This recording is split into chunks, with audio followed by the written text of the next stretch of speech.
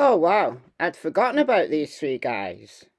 Do you remember these three guys who were found frozen, literally frozen to death in their mate's backyard back in January of last year, more than a year ago? Well, I'm glad the cops hadn't forgotten about it because two men have been charged. One of them is Jordan Willis, whose house these three guys were found dead in the backyard of. Jordan Willis has been charged with manslaughter. I'm going to play you a little bit of the press conference in a minute, but let's just go through the basics. Sunday, January 7th, David Harrington, Ricky Johnson, and Clayton McGeeney had arrived at their friend Jordan Willis's house to watch the Chiefs' final regular season game of 2024. Over the next 48 hours, the men went silent. No one saw them, no one heard from them. It was one of theirs, girlfriend, fiance, who went round there and she found them. Jordan Willis was in the house all weekend and didn't look out any windows, just slept the whole time. Okay, on a big come down. Autopsies were done, toxicology reports found that they died of fentanyl overdose, cocaine and fentanyl mixed together.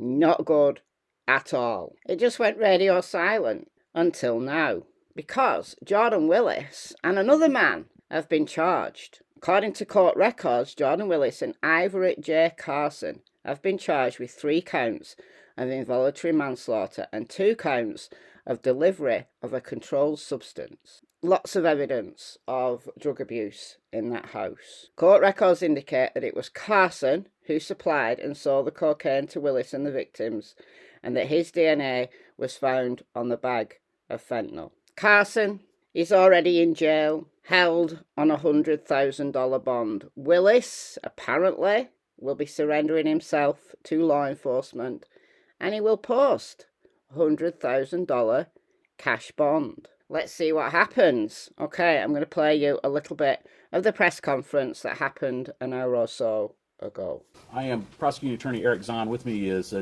Kansas City Police Chief Stacey Graves, Deputy Chief Doug Niemeyer, Detective Philip Sipple, and Assistant Prosecuting Attorney Colin Van Ostern. We're here today to announce charges against 2 men for drug distribution and manslaughter in the deaths of Clayton McGeeney, David Harrington, and Ricky Johnson. These 3 men were found dead outside a Platte County home on January 9, 2024. Today, Jordan Willis and Ivory Carson have been charged with distribution of a controlled substance and 3 counts of involuntary manslaughter. This case has received considerable attention from the media, and I think some people seem to believe that charges may never be brought in this case. People may have doubted this investigation because it has spanned more than a year. But understand this: the Kansas City Police Department and my office do not rest on homicide cases until we have exhausted every possible resource to bring anybody we believe responsible to justice. Today's charges are the product of hard work of Kansas City detectives and prosecutors over those many months.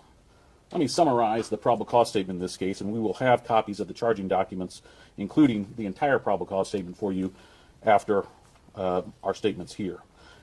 As I've mentioned, Clayton McGeeney, David Harrington, and Ricky Johnson were found dead outside defendant Jordan Willis's home in the 5200 block of Northwest 83rd Terrace in the Platte County portion of Kansas City on January 9.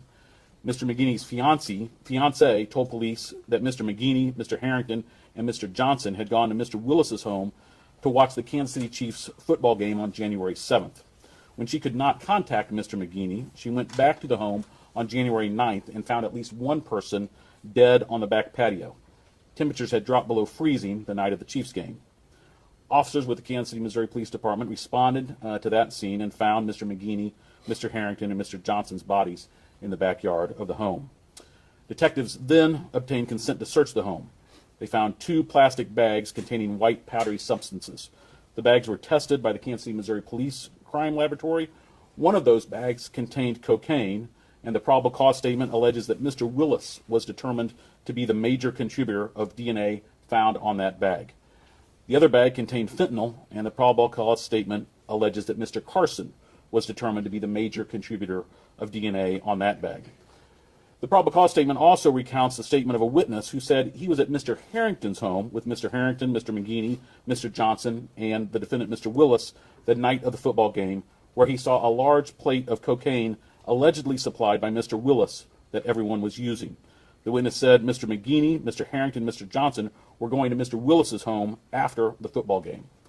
Another witness said he was with Mr. McGeaney, Mr. Harrington, Mr. Johnson, and Mr. Willis at Willis's home later that night on January 7th, where they drank, smoked marijuana, and used cocaine. That witness left shortly before midnight. Data recovered from Mr. Harrington's phone allegedly contains text messages between Mr. Harrington, Mr. McGeaney, Mr. Johnson, Mr. Willis, the defendant, Mr. Carson, and others consistent with the purchase and use of cocaine. The messages allegedly indicate that Mr. Carson supplied Mr. Harrington with cocaine. Mr. Willis and Mr. Carson are both charged with a single count of delivery of a controlled substance and 3 counts of involuntary manslaughter for recklessly causing the deaths of Mr. McGeaney, Mr. Harrington, and Mr. Johnson. Each of those charges carries a maximum penalty of 10 years in prison. Mr. Carson is in the Platte County Jail in lieu of a $100,000 cash bond. We have been told that Mr. Willis is going to surrender himself on the warrant issued for his arrest and that he will post a $100,000 cash bond. This case is a tragic reminder of the dangers of street drugs. But make no mistake, the people who supply those drugs can and will be held accountable when people overdose.